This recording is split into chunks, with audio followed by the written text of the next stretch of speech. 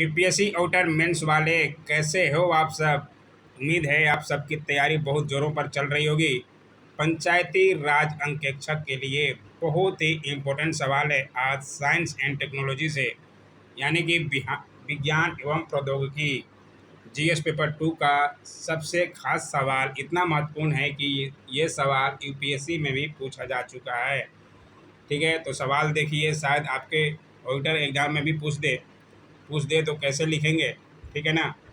जिनको समझना है वो पूरा वीडियो देखिएगा और उम्मीद है आप सब लोग जो है समझने की कोशिश कीजिएगा और पूरा वीडियो देखिएगा और लाइक ज़रूर दबाइएगा। ठीक है, और जो लोग अभी भी नए हैं चैनल सब्सक्राइब कर सकते हैं। ठीक है ना। आइए देखें, सवाल बहुत ही अच्छा है और ये 2020 के यूपीएससी एग्ज़ाम में भी पूछा जा चुका है। विज्ञान हमारे जीवन में गहराई तक कैसे गुथा हुआ है। साइंस एंड टेक्नोलॉजी का सवाल करेंगे तो ये सवाल आपको जानना ही पड़ेगा। ठीक है। विज्ञान आधारित प्रौद्योगिकियों द्वारा कृषि में उत्पन्न हुए महत्वपूर्ण परिवर्तन क्या हैं। इसमें आपको सवाल देखिए दो तरह से तोड़ा गया है। विज्ञान और प्रौद्योगिकी के बारे में आपको थोड़ा जानकारी देना होगा और उससे कृषि में उत्पन्न हुए महत्वपूर्ण परिवर्तन क्या क्या हैं वो आपको बताना होगा। क्या अच्छाई हुआ, क्या बुरा हुआ, अपनी भाषा में आपको समझाना है। ठीक है ना। आइए देखें, बहुत अच्छी तरह से लिखने का कोशिश किया गया है, फिर भी आप अपनी सुधार कर सकते हैं। इसमें कोई इतने लोग वीडियो देखते हैं लेकिन कोई नहीं बोलता कि हमारी तैयारी कैसी चल रही है, क्या है। स्टैटिक्स वाले के बारे में मैंने पूछा, किसी ने नहीं बता पाया। पता नहीं कैसे हैं यहाँ के लड़के, हमें खुद समझ में नहीं आता। हम तो इतने क्वेश्चन बता रहे हैं ताकि लोगों का फ़ायदा हो सके। और स्टैटिक्स में हमने पूछा था किसका पढ़ाई कहाँ पे क्लास सही हो रहा है नहीं हो रहा है, जिनको जानकारी हो ज़रूर बताएं, लेकिन किसी ने नहीं बताया। एक लड़का ने थोड़ा सा बताया। खैर, आइए देखें। अधिकतर लोगों का विश्वास है कि विज्ञान एक सामूहिक उपलब्धि है। विज्ञान ने छोटे से लेकर बड़े स्तर तक मनुष्य के जीवन के हर पहलू को प्रभावित किया है। क्योंकि आजकल देख ही रहे होंगे हाथ में मोबाइल, आप मोबाइल में ही देख रहे होंगे, तो ये सारे जो है साइंस का ही कमाल है।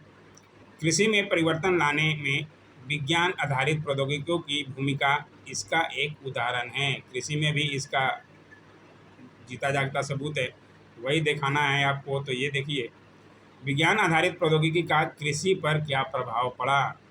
तो प्रभाव कुछ अच्छा भी पड़ा होगा, कुछ बुरा भी पड़ा होगा, उन सबको लेकर आपको चलना है। ठीक है ना। पहला ही है हरित क्रांति। हरित क्रांति कब आया था? 1960 के दशक में। हरित क्रांति के दौरान भारत ने कृषि में आधुनिक तरीकों जैसे कि बेहतर गुणवत्ता के बीज, उचित सिंचाई, रासायनिक उर्वरक और कीटनाशकों के उपयोग से खाद्यान्न उत्पादन में आत्मनिर्भरता प्राप्त की थी।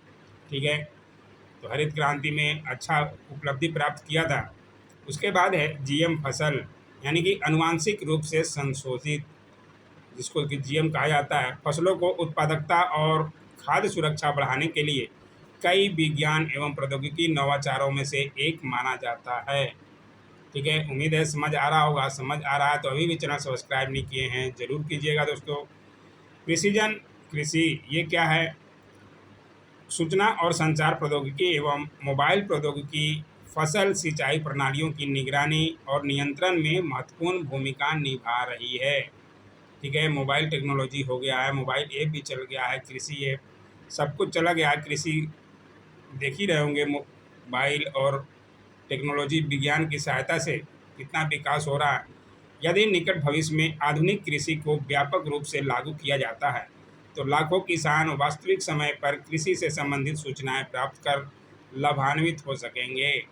ठीक है, और उसके आगे है सतत कृषि। दुनिया भर में कृषि के व्यावसायिकीकरण की वजह से रासायनिक उर्वरकों की काफ़ी अधिक उपयोग, व्यापक मशीनीकरण आदि के कारण वर्तमान कृषि पद्धति पर्यावरण के लिए हानिकारक हो गई है। ठीक है, उम्मीद है समझ आ रहा होगा। तो लाइक एंड सब्सक्राइब जरूर कीजिएगा दोस्तों।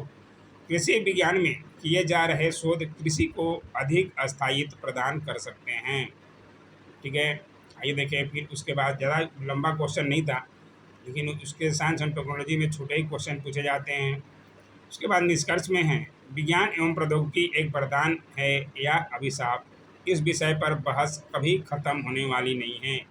कृषि क्षेत्र में प्रौद्योगिकी के भविष्य की भविष्यवाणी करना मुश्किल है, लेकिन कई आशाजनक परिणाम प्राप्त हो रहे हैं और कई पायलट परियोजनाओं का रुझान भी संतोषजनक है। उम्मीद है सवाल समझ में आया होगा आपको। अगर सवाल समझ में आया या अच्छा लगा सवाल, तो like, share, comment and subscribe जरूर कीजिएगा दोस्तों, यही मुझे चाहिए।